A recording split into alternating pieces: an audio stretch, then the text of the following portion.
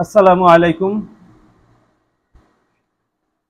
নাহমাদুহু ওয়া নুসাল্লি আলা রাসূলিল কারীম ফাকাদ ক্বালা আল্লাহু তাআলা ফি কুরআনিহিল মাজিদ ওয়া ফুরকানিহিল হামিদ আউযু বিল্লাহি মিনাশ শাইতানির রাজীম বিসমিল্লাহির রহমানির রহিম হুয়াল্লাযী আরসালা রাসূলাহু বিল হুদা ওয়া দীনিল হক লিইয়ুযহিরাহু আলাদ দীনি কুল্লিহি ওয়ালাউ কারিহাল মুশরিকুন या रब करम तू अगर करे वो बात दे जुबा को जो दिल पर असर करे। প্রিয় দর্শক, আজকে কথা বলবো ইসলামোফোবিয়া নিয়ে, মুসলিম শরিয়া আইন নিয়ে আজকে আলাপ হবে, যেখানে ইসলামী আইনের মতো একটি সুন্দর বিধানকে মানুষের জন্য ভয় ভীতিকর ভয়ঙ্কর রূপে তুলে ধরা হয়েছে। মানুষ মনে করে ইসলামী শরিয়া আইন একটি অবাস্তব, সব মানুষ হয়তো মনে করে না, কিছু কিছু মানুষ মনে করে, এবং এটা পালন করা দুরূহ দুঃসাধ্য। এখানে মানুষের উপরে সবকিছু চাপিয়ে দেওয়া হবে, জোর করে দেওয়া হবে, এবং ইসলামিক এই আইনগুলা মানুষের ইচ্ছার বিরুদ্ধে করা হয়ে থাকে। এই বিষয় নিয়ে আজকে বিশদ আলোচনা করব। আশা করি আজকের পরে ইসলামোফোবিয়া বা ইসলামী শরিয়া ল নিয়ে ফোবিয়াটা আপনাদের কেটে যাবে, এবং ইসলামী আইন কি এবং ইসলামী আইন দরকার না বেদরকারি, এই জিনিসগুলি আপনার কাছে পরিষ্কার হয়ে যাবে। তো আসেন আমরা প্রথমে আইনের সংজ্ঞাটা জানি। যদি সাংবিধানিকভাবে বলি বা স্ট্যাটিউটরি ডেফিনেশন বলি, তাহলে সংসদ থেকে যেই জিনিসটা পাশ করা হয় সেগুলাইকেই আইন বলা হয়ে থাকে, এবং এই আইনের আলোকে যে লজ বাই লজ গুলি তৈরি করা হয় সেগুলাও আইনের একটা অংশ। এটা হচ্ছে আইনের তাত্ত্বিক একটা ব্যাখ্যা বা একটা সংজ্ঞা। আইনের যদি আরো সংজ্ঞা বলি, আইন আসলে একটা সমাজের মানুষের আচার আচরণ নিয়ন্ত্রণ করার জন্য যেই আইন কানুন বিধিবিধান একটি রাষ্ট্র প্রণয়ন করে তাকেও আইন বলা হয়। আইন বলতে বোঝায় ট্রেডিশনালি বহু বছর ধরে প্র্যাকটিস হয়ে আসা বিধান, যেগুলি মানুষ মেনে নিয়েছে, এটাকেও আইন বলা হয়ে থাকে।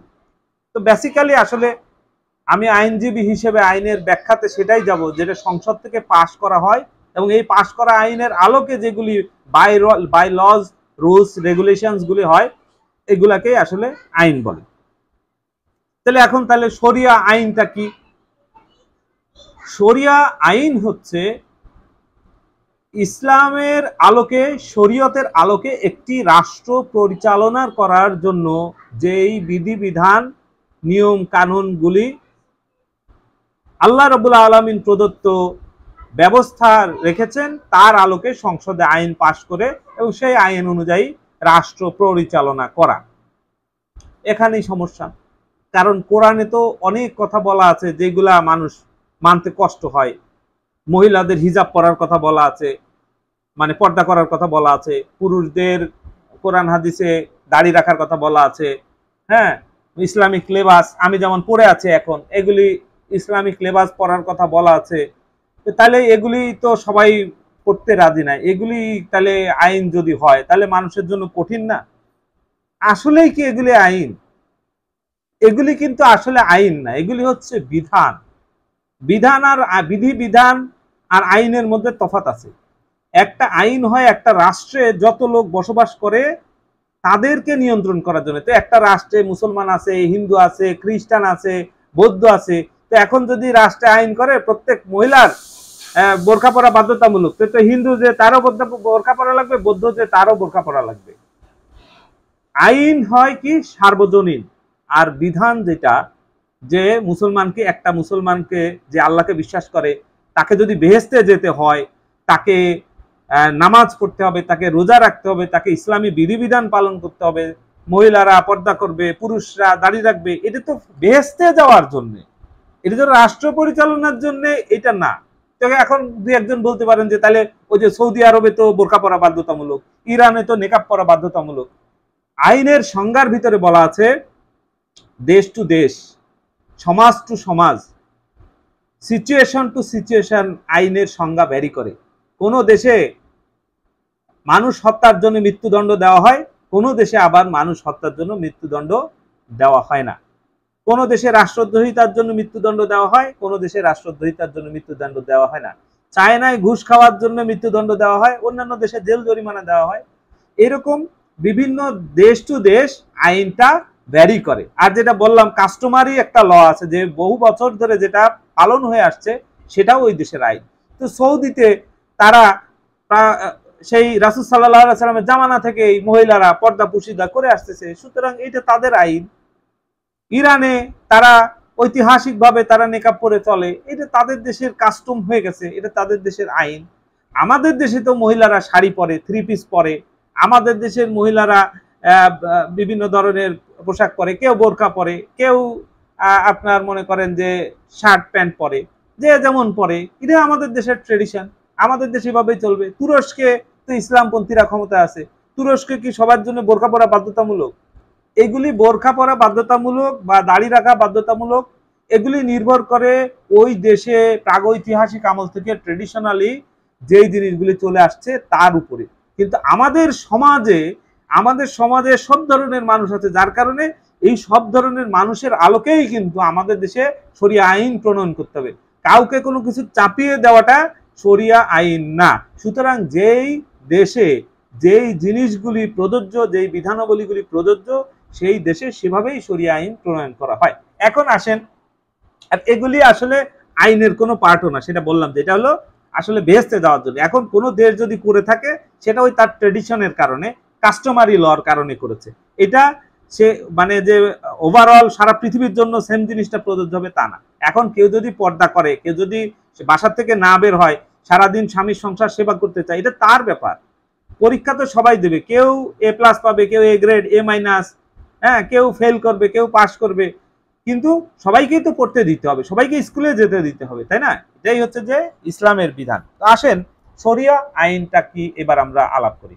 শরিয়া আইন হচ্ছে ইসলামী শরিয়ার আলোকে রাষ্ট্র এবং সমাজ পরিচালনার যে বিধিবিধানগুলি রয়েছে সেগুলিকেই আসলে শরিয়া আইন বলা হচ্ছে। শরিয়া আইনের উৎস কি? শরিয়া আইনের উৎস হচ্ছে কোরআন, হাদিস, ইজমা, কিয়াস। কোরআনটা হচ্ছে মহান রব্বুল আলামিন কোডিফাইড আকারে আমাদেরকে যেটা দিয়ে দিয়েছেন, সবাই আমরা জানি পবিত্র কুরআনুল কারীম, এটা হচ্ছে কোরআন শরীফ। হাদিস কি? হাদিস হচ্ছে সুন্নাহ, রাসূল সাল্লাল্লাহু আলাইহি সাল্লামের জীবন, কথা, কাজ, যা কিছু আদেশ করেছেন, যা কিছু নিষেধ করেছেন, ওভারঅল ওনার জীবনে যা নিজে যা করেছেন, হ্যাঁ, সবকিছু মিলেই এই জিনিসটা হচ্ছে যে হাদিস। এটা ইসলামী শরিয়ার একটি উৎস। তারপরে ইজমা। ইজমা হচ্ছে যদি কোরআন হাদিস ব্যাখ্যা করে সাধারণত একটা জিনিস বোঝা না যায়, কারণ এগুলি তো অনেক হাইথটের। যেমন একটা সময় এই যে কোভিড আসবে, এই জিনিস কি আমাদের কি জানা ছিল? তো কোভিড আসার পরে এখন পাশাপাশি কাঁধে কাঁধ দিয়ে নামাজে দাঁড়াতে হবে, কিন্তু এখানে যে বিভিন্ন ব্যাখ্যা করে ওলামায়ে কেরামগণ ফতোয়া বের করেছেন যে না ঠিক আছে, 2 হাত 3 হাত বা 4 হাত দূরে দাঁড়িয়ে দাঁড়িয়ে নামাজ পড়া যাবে। এই যে সমস্ত মানে প্রসিদ্ধ যে আপনার ইসলামিক স্কলার তারা যে জিনিসটা একত্রিত হবেন, এটাকে বলা হচ্ছে ইজমা। এটাও শরিয়াতের একটা উৎস। আর হচ্ছে কিয়াস। কিয়াস মানে হচ্ছে গিয়ে যখন কোরআনেও আমি বুঝছি না, হাদিস পড়েও আমি বুঝতে পারতেছি না, ইজমায়ও সরাসরি কোনো বিধান খুঁজে পাচ্ছি না, তখন যে ফিকহ শাস্ত্রের উপরে পণ্ডিত্য অর্জনকারী যে ব্যক্তি, উনি একটা সমাধান দিবেন, এটাকে বলা হচ্ছে কিয়াস। কিয়াস মানে নিজের থেকে একটা ভালো যে ধারণা নেওয়া। এখন কিয়াস করার জন্য কিন্তু আপনার সেই ধরনের ক্যাপাবিলিটি লাগবে। যেমন আমি লয়ার, আমি লিগাল ওপিনিয়ন দিতে পারি। ল তো আপনার ইয়েতে পাওয়া যায়, ওয়েবসাইটে পাওয়া যায়। আপনি কি ল পড়ে একটা লিগাল ওপিনিয়ন দিতে পারবেন? পারবেন না। তো কিয়াস করার জন্য তার বেসিক ক্রাইটেরিয়া আপনার থাকতে হবে। যদি কোরআনে কিছু লেখা থাকে সেটা কোরআনে, এটা নিয়ে কথা বলার সুযোগ নাই। হাদিসে যদি লেখা থাকে এটা ওইভাবে মানতে হবে, ইজমাতে যদি থাকে ওটা মানতে হবে। আর কিয়াসটা বিভিন্ন উলামায়ে কেরামগণ বিভিন্ন ফতোয়া দেন, এই ফতোয়ার আলোকে যেটা মোটামুটি এই যে দেশের জন্য প্রযোজ্য হয় সেটা সেভাবে করতে হবে। এখন আসেন শরিয়া আইনের উদ্দেশ্য কি? শরিয়া আইনের উদ্দেশ্য হচ্ছে একটি কল্যাণমূলক রাষ্ট্র গঠন করা, যেই রাষ্ট্রে কোনো বৈষম্য থাকবে না। আমরা যেটা বলি বৈষম্য বিরোধী আন্দোলন, এটা সেটা কেমন? ছোট্ট একটা উদাহরণ দিই। যেমন ধরেন একটা পুকুরের মধ্যে মাছ আছে, এখন আপনি দেখলেন মাছ টকবক টকবক মানে খুব খলবল খলবল করছে, তা আপনি পুকুরের মালিকরে বললেন যে এই মাছ তুমি পুকুর বিক্রি করবা? সে বললো হ্যাঁ বিক্রি করবো। কত? 2 লাখ টাকা। আপনি 2 লাখ টাকা দিয়ে পুকুর কিনলেন, ভর্তি মাছ, সব দেখলেন যে পাঙ্গাস আর তেলাপিয়া, আপনার 50,000 টাকার মাছও হয় না, আপনি ক্ষতিগ্রস্ত হয়ে গেলেন। ইসলামী শরিয়া বলছে না, তুমি তার সাথে চুক্তি করবে যে আমি পুরা পুকুরের সব মাছই কিনবো, পাঙ্গাস হলে এত টাকা মন, তেলাপিয়া হলে এত টাকা মন, রুই হলে এত টাকা মন, চিংড়ি হলে এত টাকা মন, পুরা মাছটা তুলবা, যে মাছটা যে মন হয় সেভাবে তুমি কিনবা। এক্ষেত্রে পুকুরের মালিকও ক্ষতিগ্রস্ত হওয়ার কোনো সম্ভাবনা নাই, আবার যিনি মাছটা কিনছেন ব্যবসা করার উদ্দেশ্যে তারও ক্ষতিগ্রস্ত হওয়ার কোনো সম্ভাবনা নেই। দিস ইজ হাউ শরিয়া ল ইজ। তো সুতরাং একটি কল্যাণমূলক রাষ্ট্র গঠন করাই হচ্ছে ইসলামিক শরিয়ার উদ্দেশ্য। আচ্ছা, এরপরে আসেন শরিয়া আইনের শ্রেণী বিভাগ কি কি? শরিয়া আইনের মধ্যে অনেকগুলি শ্রেণী আছে। নর্মাল যে আইনের যেমন শ্রেণী বিভাগ, শরিয়া আইনের তেমন শ্রেণী বিভাগ। সিভিল আছে, ক্রিমিনাল আছে, কোম্পানি আছে, ট্যাক্সেশন আছে, হিউম্যান রাইটস ল আছে, হিউম্যানিটেরিয়ান ল আছে যেটা হচ্ছে যুদ্ধের আইন, যেটা ব্যাংকিং আছে, এই ধরনের অনেক আইন আছে। তো আমরা একটু আলাপ করি যে কি কি আইনগুলি আছে। যেমন সিভিল আইনে যদি আসি, তাহলে পারিবারিক আইন, বিয়ে, তালাক, দেনমোহর, হ্যাঁ, তারপরে সন্তানের ভরণ পোষণ, এইটা যেই ধরনের হবে ইসলামিক শরিয়াতে আছে, মুসলমানদের জন্য সেটা প্রযোজ্য। সেম আইনটা কিন্তু আবার খ্রিস্টান, বৌদ্ধ তাদের জন্য না, তাদের ল অফ ডোমিসাইল যেটা বলে ওইটা তাদের জন্য আইন হবে। আর মুসলিমদের জন্য অলরেডি কিন্তু আমরা পারিবারিক আইনের মেজর বা অধিকাংশই আমরা মানি। তো এইখানে আসলে ইসলামিক ল আসলে আপনার কোনো আমূল কোনো পরিবর্তন হওয়ার সুযোগ নাই, যা আইন আগেও ছিল ওইটাই হবে আপনার ইসলামিক শরিয়া ল। এরপরে আসেন জমি জমার আইন। জমি জমার আইনে জমি জমার মালিকানা নির্ধারণ, ফারায়েজ করা, হিস্সা নির্ধারণ, খতিয়ান, যা যা আছে এখানে আসলে নতুন করে আর কোনো কিছু ইসলামিক শরিয়াতে ঢুকানোর মানে দরকার নাই। এটা শরিয়া, ইসলামী শরিয়া অনুযায়ী জমি জমার আইনগুলি মোটামুটি পরিচালিত হচ্ছে। এরপরে আসেন জমি জমার খাজনা। খাজনার ক্ষেত্রে কিছুটা পরিবর্তন আসবে, সেখানে ফসলের যে করটা এটা অসুর আকারে আসবে। যেমন আপনাকে একটা ফিক্সড খাজনা দিতেই হয়, সেটা না, ইসলামিক শরিয়াতে আপনার উৎপাদিত ফসলের উপরে একটা কর দেওয়া হবে। তাহলে কি আপনার ক্ষতিগ্রস্ত হওয়ার সম্ভাবনা নাই, রাষ্ট্রেরও ক্ষতিগ্রস্ত হওয়ার সম্ভাবনা। আপনার দেখা গেল ফসল কম হলো, আপনি ওই কম ফসলের উপরেই আপনি খাজনা দিবেন, আপনাকে ফিক্সড খাজনা আপনাকে দিতে হচ্ছে না। এটা একদিক দিয়ে ইসলামী শরিয়া আইনের সুবিধা। এরপরে আসেন লিজ, ভাড়া, ইজারা ইত্যাদি কিভাবে কিভাবে দিবেন সেই বিষয়ে আছে, বন্ধক, রেহান, কট, এই বিষয়ে ইসলামে বলা আছে। সেখানে যেমন ধরেন বর্গা দেওয়ার আইন কি, লিজ দেওয়ার আইন কি, এগুলো সব আইন ইসলামে আছে।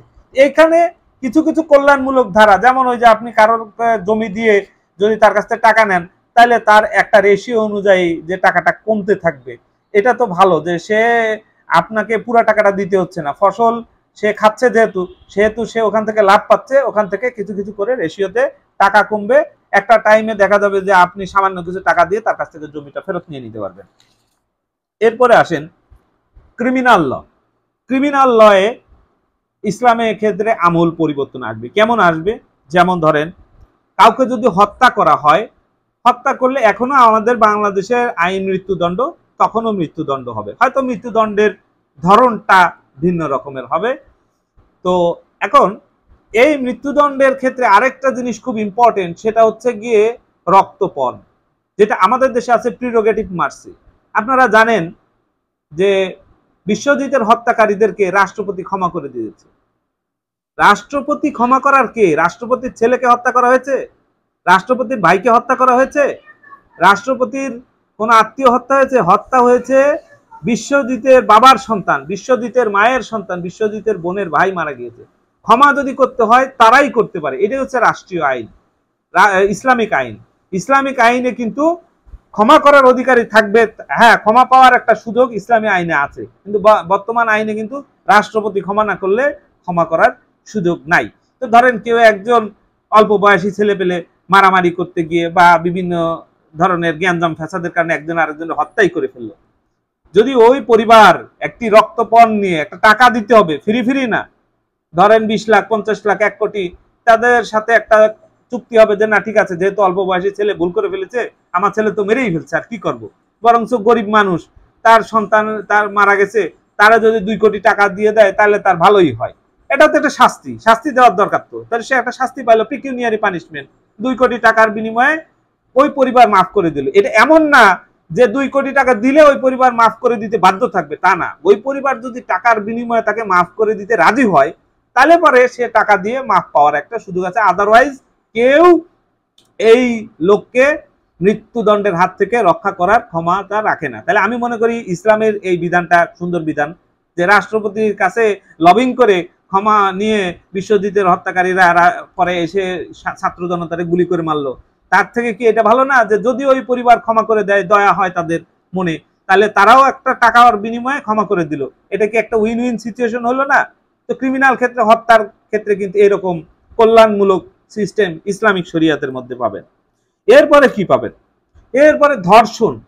এখন বলে কি জিনাকারীরে পাথর মেরে মেরে ফেলতে হবে, এটা ইসলাম। আপনি যদি ধরেন পরকীয়া করেন, তাহলে আপনারে পাথর মেরে মেরে ফেলতে হবে, বিষয়টা কিন্তু ইসলামে না। আপনারা সবাই জানেন হাদিসটা, যে মহিলা তার নিজেকে পাথর মেরে হত্যা করার জন্য আল্লাহ রাসূলের কাছে বারবার আসছে, এই সাইডে এসে বলছে আমি জিনা করছি, রাসূল সাল্লাল্লাহু আলাইহি ওয়াসাল্লাম মুখ ঘুরাচ্ছে, ওই সাইডে এসে বলছে জিনা করছি, মুখ ঘুরাচ্ছে, পরে আসো, তারপরে বলে পেটে বাচ্চা হলে আসো।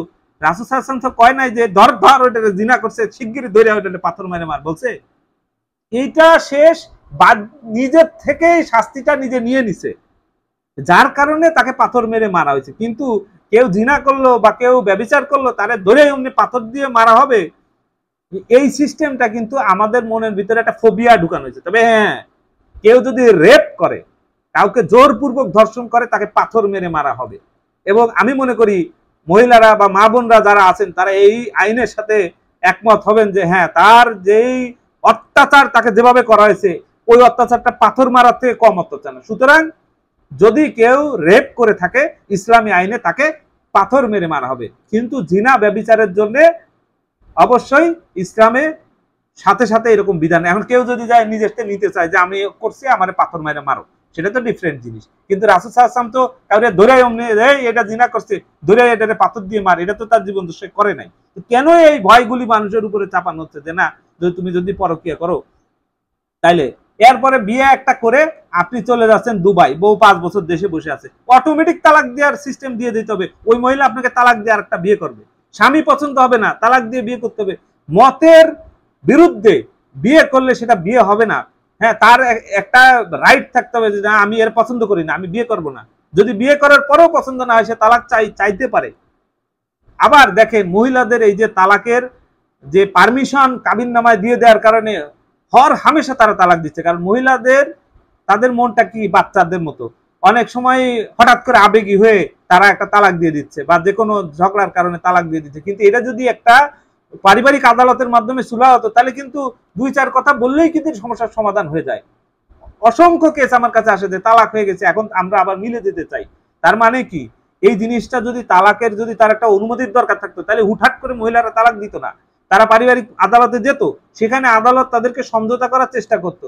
চেষ্টা করে যদি দেখা যায় যে না, সমঝোতা হবে না, তাহলে তালাক হতো। এই বিধানটা ভালো ছিল নাকি এখন অমনি পালায়, বউ পালায় যে ঠুস করে একটা তালাকের লেটার পাঠাই দিল হয়ে যাচ্ছে, সেটা কোনটা ভালো ছিল বিধান? আপনাদের কাছেই বিচারের ভার রাখলাম। এরপরে আসেন চুরি করলে হাত কেটে দেয়া, যে তুই চুরি করবি তোর হাত কেটে দেবে। রাষ্ট্রের দায়িত্ব হচ্ছে মৌলিক অধিকার নিশ্চিত করা প্রত্যেকটা মানুষের। যেই ছেলেটা খাবারের অভাবে ছিনতাই করে, যেই ছেলেটা খাবারের অভাবে চুরি করে, এর জন্য রাষ্ট্রকে দায়ী হতে হবে, রাষ্ট্রপ্রধানকে দায়ী হতে হবে। হযরত ওমর রাদিয়াল্লাহু আনহু বলছে যে যদি ফোরাত নদীর তীরে একটা কুকুর না খেয়ে মারা যায়, I Omar shall be deemed as solely responsible for that occurrence, for that death। তাহলে কেউ যদি চুরি করে পেটের ক্ষুধায়, পেটের দায়ে, তাকে কোনোভাবেই তার হাত কাটা তো দূরের কথা, রাষ্ট্রকে তার কাছে গিয়ে ক্ষমা চাইতে হবে যে বাবা, তোমার এই অপরাধের কারণে আমি লজ্জিত, আমি রাষ্ট্র, আমি তোমাকে 4টে খাবার মুখে তুলে দিতে পারি নাই। মুসলিম খলিফারা নিজের কাঁধে করে আটার বস্তা নিয়ে নিয়ে মানুষের বাড়ি গিয়ে আটা দিয়ে এসছে। কিসের চুরি করলে হাত কাটা? হ্যাঁ, আপনি রাষ্ট্রীয় সরকারি চাকরি করেন, আপনি এসিলেন্ট, আপনি সাব রেজিস্ট্রার, আপনি মানুষের থেকে ঘুষ খাবেন, আর আপনারে মানুষ দৈরা দৈরা চুমো দিবে, তাই না? ওর হাত কেটে সিল মেরে দিতে হবে, শালা চোর, ওর সামর্থ্য থাকার পরেও এ চুরি করে, এ ঘুষ খায়, এ অন্যায় করে। আমি মনে করি বাংলাদেশের কোনো মানুষ এর বিরুদ্ধে কথা বলবে না, পৃথিবীর কোনো মানুষ বলবে না। চায়নাতে ঘুষ খাওয়ার অপরাধ মৃত্যুদণ্ড, ডু ইউ নো দ্যাট? ঘুষ খাওয়ার কারণে চায়নাতে মৃত্যুদণ্ড দেওয়া হয়, এত বড় অপরাধ। তাইলে দুর্নীতি, ঘুষ খাইলে তার হাত কেটে দেওয়া হবে না তো কার হাত কেটে দেবে? কিন্তু পেটের দায়ে অভাবগ্রস্ত, বিলো প্রপার্টি লেভেলে আছে, সে চুরি ডাকাতি করে, এই দায় রাষ্ট্রকে নিতে হবে, তার খাবারের ব্যবস্থা করতে হবে, তার হাত কাটা না, তার কাছে গিয়ে রাষ্ট্রকে মাপ চাইতে হবে যে আমার ভুল হয়ে গেছে, তোমার খাবারের ব্যবস্থা করতে পারি নাই, ফ্রম নাও অন তোমার এই যে খাবারের ব্যবস্থা আমি করতেছি। This is Islamic law, this is Islamic কি বলে প্রিন্সিপাল এবং ইসলামী রাষ্ট্রের ধারণা। সুতরাং চুরি করলেই হাত কেটে দেওয়া হবে, তারপরে জিনা ব্যভিচার করলেই পাথর মেরে মেরে ফেলা হবে। আপনার এই যে ফোবিয়াগুলি তৈরি করা হয়েছে, এগুলি জাস্ট মানুষকে ইসলামী শরিয়া থেকে, ইসলামী ল থেকে দূরে রাখার জন্য। কোনো ইসলামিক ল নেই এমন কোন দেশে দেখেন তো কোনো শান্তি আছে কিনা? একটার পরে একটা অশান্তি নাই। এখন বলবেন যে জাপানে তো অনেক শান্তি, মানুষগুলি সুইসাইড সবচেয়ে বেশি জাপানে করে। কারণ কি? কারণ তার জীবনের বাঁচার কোনো ইয়ে নাই, লক্ষ্য, কোনো উদ্দেশ্য নাই। তারা সুইসাইড প্ল্যানিং করে করে সুইসাইড করে, কয়তলা বিল্ডিং এর উপর দিয়ে লাফ দিয়ে মরবো। ইসলামিক রাষ্ট্রে সুইসাইড মানুষ করার কথা চিন্তাও করবে না, এত সুন্দর একটা জীবন বিধান ইসলাম আপনাকে দিবে। এবার আসি আমরা ঘুষ বা অন্যান্য যে অপরাধে যেরকম শাস্তি এখন আমাদের আছে, ইসলামে যে শাস্তির কথা বলা আছে সেই শাস্তি হবে। যদি সে সামর্থ্য থাকার পরেও, সামর্থ্যবান হওয়ার পরেও ঘুষ খায়, সামর্থ্যবান হওয়ার পরেও চুরি করে, সামর্থ্যবান হওয়ার পরেও অপরাধ করে, সে যদি ইন্টেনশনালি করে, তার শাস্তি ইসলামে হবে। এটা তো নর্মাল আইনেও আছে, ইসলামী আইনেও আছে, সমস্যা কি? এখানে তো কোনো ইয়ে নাই। এরপরে আসেন ব্যবসা বাণিজ্যের আইন, কিভাবে ব্যবসা করতে হবে সে বিষয়ে আল্লাহ রাব্বুল আলামিন কোরআনে পরিষ্কার ধারণা দিয়ে দিয়েছেন, আপনারা মুফতিদের কাছ থেকে জেনে নেবেন। আল্লাহ বলেছে যে আমি সুদকে হারাম করেছি, ব্যবসাকে হালাল করেছি। হ্যাঁ, সুন্দরভাবে ব্যবসা করবেন, আল্লাহ রাব্বুল আলামিন আপনার মর্যাদা বাড়িয়ে দিবেন। ব্যবসায় ওজনে কম দেওয়া যাবে না, ভেজাল দেওয়া যাবে না। হ্যাঁ, এইগুলির জন্য ইসলামে শাস্তির ব্যবস্থা আছে। ওজনে কম দিলে শাস্তি আছে, ভেজাল দিলে শাস্তি আছে, খাদ্যে ভেজাল দিলে শাস্তি আছে, আপনি কোনো কাস্টমারকে ঠগালে শাস্তি আছে। কিভাবে ব্যবসা করতে হবে ব্যবসা বাণিজ্যের আইন ইসলামে বলা আছে। কিন্তু সমস্যাটা কোথায় আমারে বলেন যে না এটা আমাদের দেশের আইনেও নাই। আমাদের দেশে ওজনে ভেজাল দিলে আমাদের দেশে জেল দেয় না, ওজনে ভেজাল দিলে কি বলে আমাদের দেশে কি বলে চুরি, কি মানে খাদ্যে ওজনে কম দিলে আমাদের দেশে শাস্তি নাই। ইসলামেও আছে, এখানেও আছে, এতে নতুনের কিছু নাই, হয়তো প্যাটার্নটা একটু ডিফারেন্ট, এই আর কি। এরপরে আসেন ট্যাক্সেশন। ট্যাক্সেশনের ক্ষেত্রে বড় পরিবর্তন আসবে। আমরা এখন কিন্তু দুইভাবে ট্যাক্সেশন দেই, একটা হচ্ছে রাষ্ট্রকে ট্যাক্স দেই, ভ্যাট দেই, আবার আমরা জাকাতও দেই। তাহলে আমার একই টাকার উপরে আমার তিন ভাবে দিতে হচ্ছে, কারণ জাকাত যেহেতু আমার উপরে ফরজ, রাষ্ট্রকে দিলেও আমাকে আবার জাকাত দিতে হচ্ছে। কিন্তু ইসলামী রাষ্ট্রে আপনার কাছ থেকে আর কোনো ট্যাক্স ভ্যাট আদায় করা হবে না। জাকাত, উসুর ইত্যাদি ইত্যাদির মাধ্যমে ফসল, উৎপাদিত ফসলের উপরে নেবে, আপনার গচ্ছিত সম্পদের উপরে নেবে, ইনকামের উপর দিয়ে কিন্তু ট্যাক্স নেবে না। এখন রাষ্ট্র কি করে? ইনকামের, আরে ভাই ইনকাম তো আমার খরচ হয়ে যায়। আপনার যদি গচ্ছিত থাকে তাহলে গচ্ছিত সম্পদের উপরে আপনি ট্যাক্স দিবেন। তাহলে কোনটা ভালো? আপনি ইনকাম করলেন, সাথে সাথে সরকার ট্যাক্স ডিডাক্টেড এট সোর্স করে আপনার 10%, 15%, 25% পর্যন্ত কেটে নিয়ে যাচ্ছে, এটা ভালো? নাকি আপনার জমানো সম্পদের উপরে 2.5% ট্যাক্স সরকার নিচ্ছে, এটা ভালো? ইসলামী রাষ্ট্রের ট্যাক্স ব্যবস্থা নিশ্চয়ই ভালো। তাহলে বোঝা যাচ্ছে কিনা যে এই যে ইসলামোফোবিয়া কেন তৈরি করছে? যারা পুঁজিবাদী শাসন ব্যবস্থায় বিশ্বাসী, যারা মানুষকে শোষণ করে কোটি কোটি টাকা ইনকাম করছে, ওর ওই গচ্ছিত সম্পদের উপরে 2% ট্যাক্স বসবে, যার কারণে ও আপনারে ভয় দেখাচ্ছে যে ইসলামের দিকে যাস না, ইসলামের দিকে যাস না। কারণ ও তো আপনার টাকা রক্ত চুষের মতো চুষে নিয়ে ব্যাংকে কোটি কোটি টাকার পাহাড় গড়ে রাখছে, ওটার উপরে 2.5% ট্যাক্স দিতে হবে। আপনার তো ভাই জমানো টাকাই নাই, আপনার তো মাসই চলে না, আপনার কি ট্যাক্স? আপনাকে কোনো ট্যাক্সও দিতে হবে না, ভ্যাটও দিতে হবে না, উল্টা ওই যে ওর থেকে টাকা আদায় করে আপনাকে সাবসিডি দেওয়া হবে। তাহলে ইসলামের রাষ্ট্র কি রাষ্ট্র ব্যবস্থা ভালো, নাকি হচ্ছে গিয়ে ট্রেডিশনাল এই যে আমার ইনকাম ট্যাক্স দেওয়া রে, ভ্যাট দেওয়া রে, তারপরে জাকাত দেওয়া রে, ওষুধ দেওয়া রে, আবার আলাদা করে দেওয়া রে, এগুলি ভালো? কোন দিক দিয়ে কোনটা ভালো মনে হচ্ছে আপনাদের কাছে? অবশ্যই ইসলামী ট্যাক্স ব্যবস্থা ভালো। এরপরে আসেন human rights law. Human rights শব্দটা কোথা থেকে আসলো?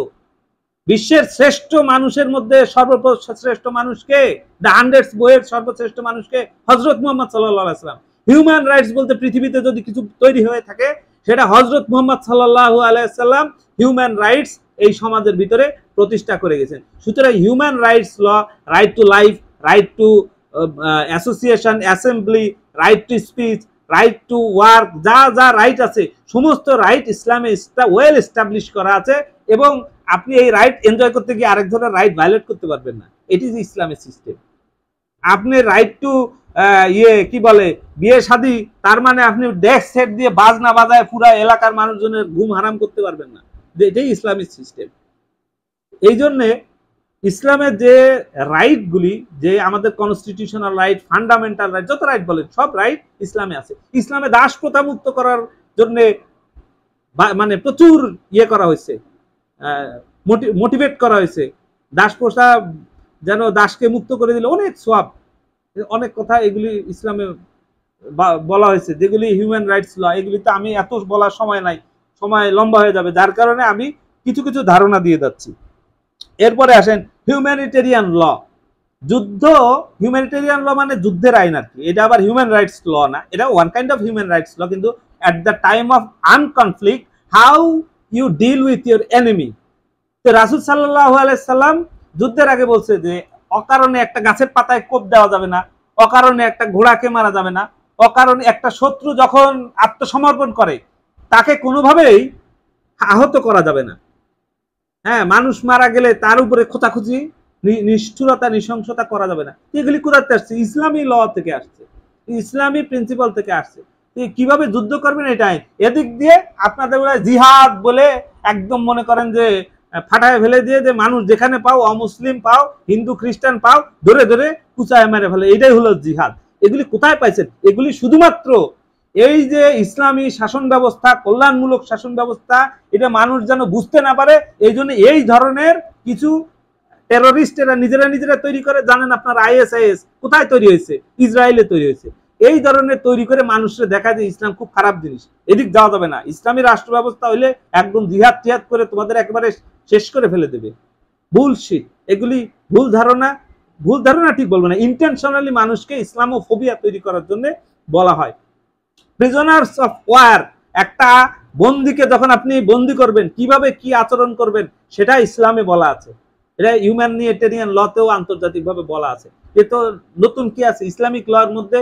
এখানে আহামরি তো কোনো নাই, ওখানেও যা আইন এখানেও তাই আইন। এরপরে আসেন ব্যাংকিং ল।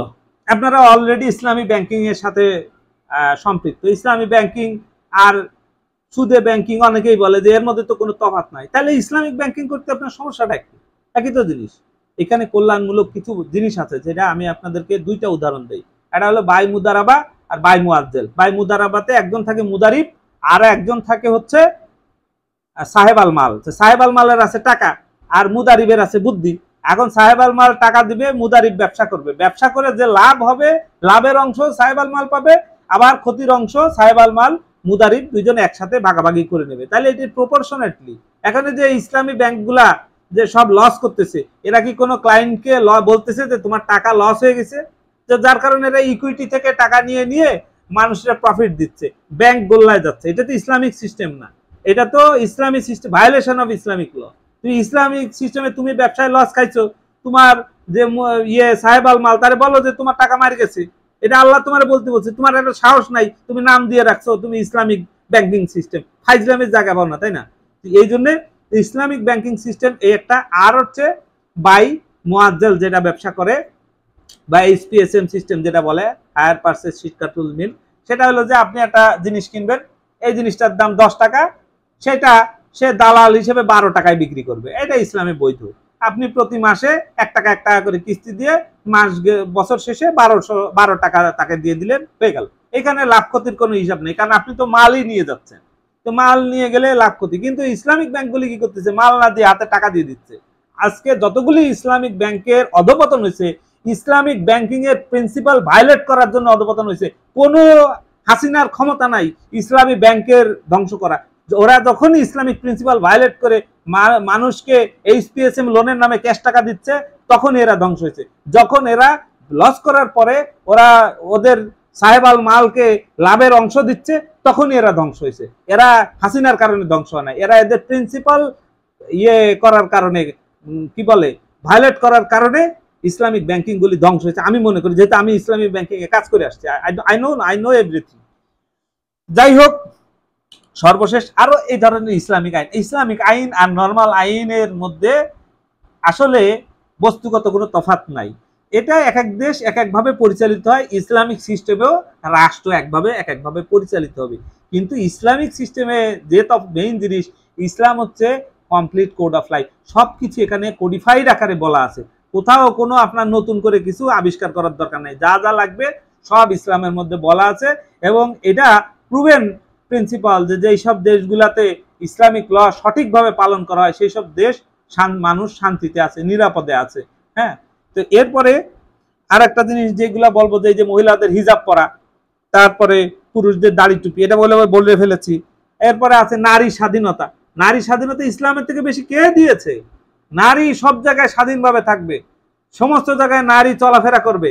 হ্যাঁ, স্বাধীনভাবে চলাফেরা করবে, তাকে কেউ কোনো ধরনের টিজিং করতে পারবে না, তাকে রেপ করলে পাথর মেরে মেরে ফেলা হবে, তাকে কোনো ধরনের ডিস্টার্ব করতে পারবে না, সে স্বাধীনভাবে সব কাজ করতে পারবে। এখন আসে পর্দার বিধান। ওই পর্দার বিধানটা হচ্ছে বেহেশতে যাওয়ার জন্য। পর্দার বিধান মানলে আপনি বেহেশতে যাবেন, পর্দার বিধান না মানলে জাহান্নামে যাবেন। ইসলামী রাষ্ট্রের ঠেকা পড়ে নাই আপনারে বেহেশতে ধরে নিয়ে যাওয়ার জন্য, ইসলামী রাষ্ট্রের ঠেকা পড়ে নাই আপনারে কি বলে যে জাহান্নামে আপনি যেন না যান সেই জন্য। হ্যাঁ, ইসলামী রাষ্ট্রের একটা দায়িত্ব আছে তার নাগরিককে মোটিভেট করা, যে এইভাবে করলে তুমি আরো নিরাপদ থাকবা। তুমি ইসলাম কি বলছে নাকি যে আপনি বোরকা পরে একদম এগুলি তো আমাদের আলেম ওলামারা ব্যাখ্যা করে বানাইছে। কোরআনের মধ্যে বলা আছে ঢিলে ঢালা পোশাক পরবেন, মার্জিত পোশাক পরবেন, বক্ষর উপরে একটা চাদর দিয়ে ঢেকে দিবেন। তো আমাদের দেশে মা বোনরা তো সবই এই ধরনের পোশাক পরে, ঢিলে ঢালা পোশাক পরে। 2-4 জন যারা আছে বিপদগামী, এরা জাহান্নামে কারা যাবে? এদের তো জাহান্নামে যাওয়া লাগবে। সবাই যদি বেহেশতে যায় তাহলে 73 কাতারের মধ্যে মাত্র 3 কাতার বেহেশতে যাবে কেন? জাহান্নামে কারা যাবে? এগুলি জাহান্নামে যাবে। তো ওরা যাক গা জাহান্নামে, ওদের নিয়ে ইসলামের এত কি ঠেকা পড়ছে? ওরা মানলে মানবে, না মানলে না মানবে। কিন্তু ইসলামী রাষ্ট্রের ঠেকা পড়ে নাই আপনারে ধৈরা কান ধৈরা বেহেশতে নিয়ে যাওয়ার। আপনি নামাজ পড়লেন না, আপনারা জুতায় জুতায় নামাজ, আপনি নামাজ পড়লেন না, আপনি আল্লাহর কাছে যে জবাব দিবেন। আপনি জাহান্নামের মধ্যে যে লাকড়ি হবে। আপনি রোজা রাখেন না, আপনি জবাব দিবেন। এগুলি ইসলামী রাষ্ট্রের বেসিক বিধান, এগুলি হচ্ছে যে বিধিমালা। এগুলি করা হচ্ছে গিয়ে আপনি যেন জান্নাতে যাইতে পারেন, এটা প্রত্যেকটা মুমিনের জন্য ফরজ। কিন্তু এই জিনিসটা আবার যারা অমুসলিম তাদেরকে তো আপনি চাপাই দিতে পারবেন না। তাহলে রাষ্ট্র যে পরিচালিত হবে সবার জন্য যে আইন, সেটা হলো ইসলামিক আইন। এটা কিন্তু কোনো একজন নির্দিষ্ট ব্যক্তির জন্য বা একটা গোষ্ঠীর জন্য আইন হয় না। তাইলে আমরা এতটুকু বুঝতে পারলাম যে ইসলামিক আইন সার্বজনীন, এটা সার্বজনীন, সবার জন্য একই বিধান। সিভিল, ক্রিমিনাল ল, ট্যাক্সেশন, ব্যবসা বাণিজ্য, কোম্পানি, এগুলি সব আইন ইসলামী শরিয়া ল, শরিয়ার আলোকে এগুলি পরিচালনা করা সম্ভব। That's why we are calling শরিয়া লিগাল সিস্টেম। এখন আসেন যে কালকে যদি ইসলামিক কোনো দল ক্ষমতায় আসে, সে কি কালকেই পুরা ইসলামিক বিধান সাথে সাথে বাস্তবায়ন করে ফেলবে? No, never. যে ভুলটা মোহাম্মদ মুরসি করেছিল, ক্ষমতায় আসার সাথে সাথেই মিশরে সে কোরআনকে আইন করে দিছে। ইসলামী আইন কিন্তু কখনোই সাথে সাথে বাস্তবায়ন করা যায় না। ইসলামী আইন বাস্তবায়ন করতে হলে সমাজে এর প্রয়োজন, সমাজে এর গুরুত্বটাকে উপধাবন করতে হয়। এখন মহিলাদের বলা, মহিলারা বলে যে যারা রেপ করে তাদেরকে ধরে সাথে সাথে মেরে ফেলে না কেন? এই যে সমাজের ভেতরে যখন এই জিনিসটা চাহিদা তৈরি হবে যে না আসলে রেপ করলে এর ধরে সাথে সাথে পাথর মেরে মারা উচিত, তখন ইসলামী আইন এটা সন্নিবেশিত হবে। এরা মানুষের সমাজের চাহিদা তৈরি করে বুঝিয়ে বুঝিয়ে সমাজকে এর কল্যাণকে বোঝানো, এর মানে মঙ্গলজনক দিককে বোঝানোর পরে সমাজ যখন বলে যে না ঠিক আছে এটাই আমার জন্য ভালো, এটা আইন করো, তখন আইন হবে। কিন্তু গায়ের জোরে ক্ষমতায় এসে অমনি দিন রাত তফাৎ করে দিলাম, এটা ইসলামিক আইন না। তবে হ্যাঁ, কিছু কিছু জায়গা রাতারাতি পরিবর্তন হয়ে যাবে। যেমন ধরেন ওই যে আপনার মহিলাদের রেপ করা, এটা সাথে সাথে ইমপ্লিমেন্ট করতে হবে। যেগুলা এই যে যারা ঘুষ খায় এদের হাত দিয়ে সিল মেরে দেওয়া, এটার সাথে সাথে করতে হবে। কিছু কিছু জায়গায় করা হতে হবে। ওই আফগানিস্তানে এনায়েতুল্লাহ আব্বাসীর একটা মানে বক্তব্য থেকে শুনলাম যে আফগানিস্তানে যখন তালিবানরা ক্ষমতায় আসলো তখন এক ইন্ডিয়ানরা জিজ্ঞাসা করছিল তুমি কি পরিবর্তন দেখলা, কয় কাবাবে গোশতের পরিমাণ বাড়ছে, আগে কম দিত গোশত, এখন কাবাবের মধ্যে গোশত পরিমাণ যতটুকু দেওয়ার কথা এতটুকুই দেয়। এই জিনিসটা এনশিওর করতে হবে যেন মানুষ তার খেয়ে পরে বাঁচার জন্য, তার হিউম্যান রাইটকে এস্টাবলিশ করার জন্য যা যা করা লাগে ইসলামিক ল অনুযায়ী ইমিডিয়েটলি সেটা বাস্তবায়ন করতে হবে। কিন্তু এই যে বোরকা পরানো, আপনার দাড়ি রাখানো, টুপি রাখানো, দিস ইজ নট মানে কি বলে পুরা ইসলামিক জুরিসপ্রুডেন্স বা ইসলামিক ইয়ের পার্ট না। এটা বেহেশতে যাওয়ার জন্য একটা ক্রাইটেরিয়া, মুমিনের জন্য, যারা মুমিন হতে চায়, যারা জাহান্নামে যাইতে চায়, জাহান্নামের লাকড়ি হতে চায়, তাদের জন্য এগুলি বিধান প্রযোজ্য না। যারা আল্লাহর আইন মেনে বেহেশতে যাইতে চায় তাদের জন্য প্রযোজ্য। আশা করি ইসলামিক ল আর ইসলামোফোবিয়া এই দুইটার তফাৎটা আপনারা বুঝতে পেরেছেন। এরপরও যদি কোনো প্রশ্ন থাকে আমাকে প্রশ্ন করবে, মুফতিদেরকে প্রশ্ন করবেন। আমি তো আর মুফতি না, আমি যতটুকু বুঝছি সেইখান থেকে বললাম, যেহেতু আমি আইনজীবী, ইসলামিক ল নিয়ে টুকটাক আমার একটু পড়াশোনা আছে বা মুফতিদের কথা শুনেছি, সেখান থেকে বললাম। তো যাই হোক, আজকে অনেক কথা বললাম, যদি কোনো উপকারে আসে তো আলহামদুলিল্লাহ, মনে করবো যে আমার আজকের বক্তব্য কাজে লেগেছে। আমি মানুষ, আমারও শত শত ভুল আছে, আমিও অন্যায় করলে আমারও ইসলামী আইন অনুযায়ী বিচার হবে, আমি এটা মাথা পেতে নেব, কোনো সমস্যা নেই।